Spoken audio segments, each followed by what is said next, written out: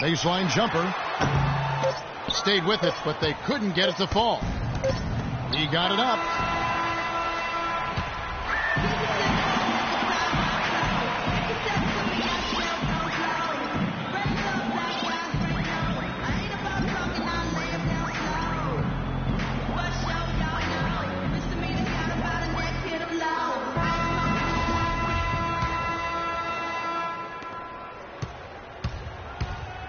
Conley out there with Alec Burks.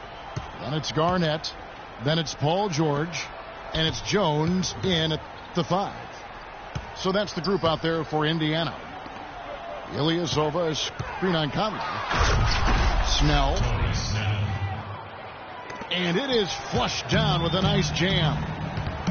Up high and down hard with the one-hander. Got a little extra forceful with that one, didn't he? Yes, you know, I think he's hoping to kind of get his teammates going a little bit, fellas. That's good. The 76ers trailed by 15. Ilyasova sets a screen for Brooks.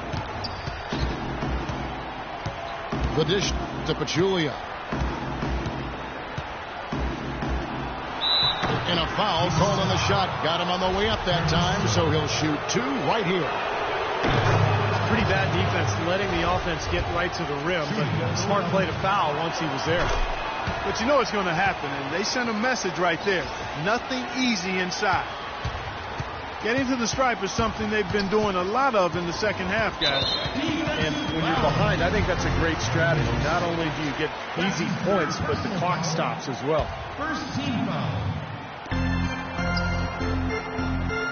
Conley against Brooks. Outside Conley. He dishes it to George. Shot clock at 5. Garnett, the screen. And again, it's Indiana converting. Wow, what a shot. I'm not sure how he made that one. Yep, heat check time.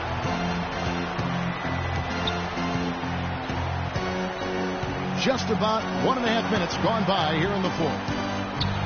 Paul George with the steal. And it's Conley penetrating. Nobody near George. And that one falls coming off Conley's feet. Oh! Conley's got his 8th assist in the game. Brooks kicks to Clarkson. Here's Snell. And right away they match it with a 3-pointer of their own. Snell's got 5 points in the quarter. Boy, they have been terrific from beyond the arc here in the second half. You look at the percentages, good numbers. Just what the pharmacist prescribed. Those 3-point bombs will erase the deficit quickly if they keep it up. And there's the foul that goes on Ilyasova. That's his first foul. We're in the 4th quarter here, just under 2.5 minutes gone.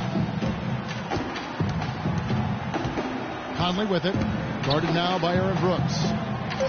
George double team. Pocket 4. And Pachulia pulls it down. Usually if he gets to the rim, he's converting it into points. But the defense stood tall there. And some changes here for the Pacers.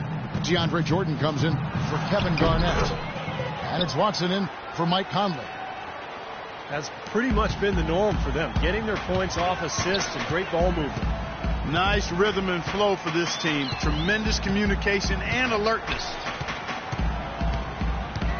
Burks in the corner. Kicks to Watson. Jones up top. And the shot falls short this time. The 76ers trailed by 13. Snell kicks to Clarkson. Pachulia inside. Burks covering. Pachulia, no luck. The Pacers have gone 3 of 5 here in the 4th quarter. Pretty good numbers coming out of the break.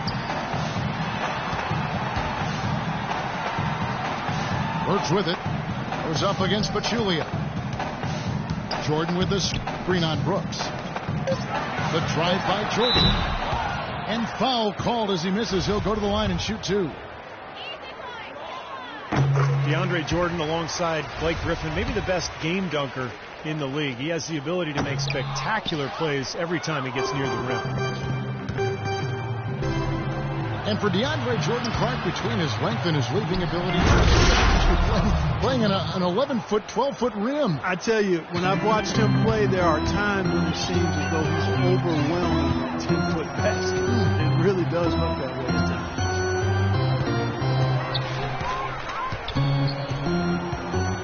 Here is Watson. Brooks covering. Watson dishes to George. A jump hook. And that one's good. George has got 14 points now in the second half. He's such a well-rounded offensive player. He's got a little bit of everything. Timeout called, the 76ers. Paul George in the first year of a 5-year max level contract extension. Boy, those are big words and mean a lot. You talked about earlier his name on the marquee and how it's big and bright. And you know, his play last season left no question in a lot of people's mind that he's worth every dollar. Yeah, there are only about a dozen or so guys that are worthy of max contracts, in my opinion. And he's clearly one because he's gotten better every season. He hungers to be great, and he's a tremendous two-way player, potentially a guy who could be Defensive Player of the Year at some point in his career. And it's a completely new group here for Philadelphia. Let's go quickly over to Doris Burke for an update. Over that last break, Kevin, I got a chance to hear what Brett Brown said to his team. He was emphatic. We're not getting it done, fellas. We've simply got to step up, get engaged, and try to battle back. Guys, we'll see if the pep talk gets them going. And thank you for that, Doris. Then you look at Paul George. Other than LeBron James, he might be the top two-way perimeter player in the league. And Paul George is a phenomenal athlete, folks. I mean, he does stuff that should look hard and makes it look easy. Never takes a play off defensively and still has the energy to carry the offensive load that he does. That attribute's so underrated. There are very few players that are able to do it the way PG does. And it really is one of the marks of greatness, and he's headed in that direction. The 76ers trail by 14. Butler with the ball. George picks him up. It's stolen by Jones. And Brandon Jennings gets the whistle that time. That will get him his fourth foul of the game. Time called here. Indiana decides to talk it over. These youthful Sixers club really trying to play a full tilt open court style. Yeah, they want to play up tempo under head coach Brett Brown, and he said he doesn't want a controlled pace. He wants reckless abandon under control. The Pacers making a change here. Conley's checked in. Conley left side. Now the pass to Jordan. Right side, Jones. Shot clock at 3. A nice shot by George. And the Sixers' aggressive style, a stark contrast to the way they played not that long ago, when they were one of the most conservative teams in the league, looking to avoid turnovers and often settling for two-point jump shots. Butler kicks to Jennings. Back to Butler. The shot's good on the assist by Jennings. 17 points for Butler. Boy, has he picked it up in the second half. He's on fire. And the Sixers last season led the league in pace of play, shooting about 25% more three-pointers than everybody else. Even their big men took shots from long range beyond the arc. Really a fun style to watch. And I think it's exactly the way they need to go as they rebuild. Some fantastic numbers here for Jordan. 14 rebounds and 2 steals. I tell you what, he's made his mark on this game in so many ways, guys. Yeah, just on the strength of his defense alone, he would have stood out, but his offense has been outstanding as well. Jennings passes to Johnson. Dishes it to Butler. Philadelphia moving the ball around. No good from Gibson. Conley kicks to George. Passes it to Burks. Three-pointer. Count the bucket.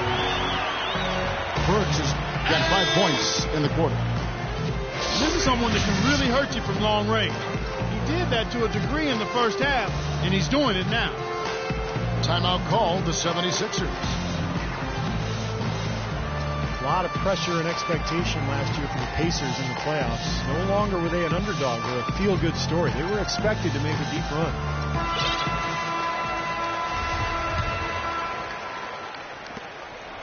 The 76ers trailed by 18. Outside Jennings. He feeds it to Gibson.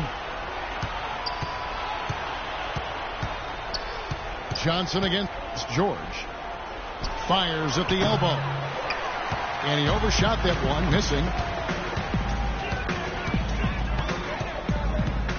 Jennings against Conley. And Brandon Jennings gets the whistle that time.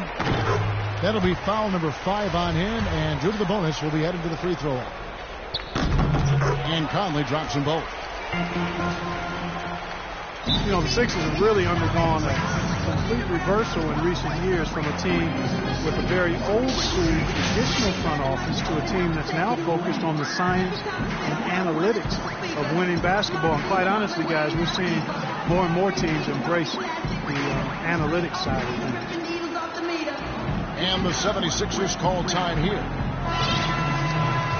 And for the Sixers, their new stat-driven decision-making permeates the organization from ownership, Steve, to the front office, all the way down to the coaching staff. Well, it's where the league seems to be going, Kevin, trying to think further ahead and see opportunities for strategic advantages. But look, it's still a balance. You've got to have chemistry and coaching, and those numbers will come in play, but they can't be the be-all, end-all.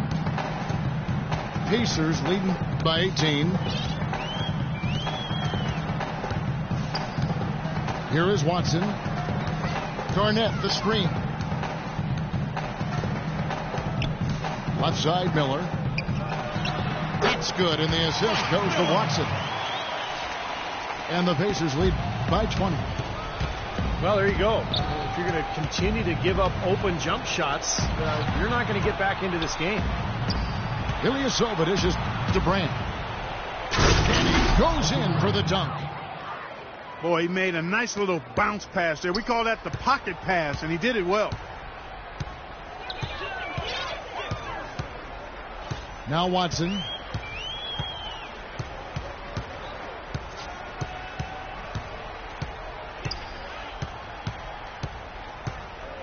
He kicks it to Henry. And it's Miller in the corner. Miller with another miss. The 76ers trail by 18. Clarkson kicks to Hill. It's tipped from the corner. And the 76ers tack on 2 more. Indiana's gone 2 of 3 in the fourth quarter from long range. Good shooting so far. And the foul on Elton Brand. That's his 3rd foul so far. Bonus situation in effect, so we'll head to the free throw line for 2. And a chance to catch up on some numbers here. The scoring breakdown for the Pacers. I thought maybe they'd cool off a bit at halftime, but they've just continued to shoot well. You know, something else I've noticed is just how many of their baskets have been set up by assists throughout the game. A shot by Clarkson, no good. Boy, I'm shocked he didn't make that one. He usually knocks that one down with ease. Out to the wing. Here's Henry. And he draws body contact. Looked like a blocking foul, and he was in the shooting motion. So he'll head to the free throw line. That's his first personal foul. Penalty situation. And the first one at the line is good. They're really doing a good job working hard to get inside and draw contact, a little more so than they did in the first half. Well, to keep a lead like this, they should continue to attack the paint like they have been. Don't settle for jump shots. Find your way to the free throw line. Screen by Brand. Clarkson passes to Hill. Here's Clarkson. The trap.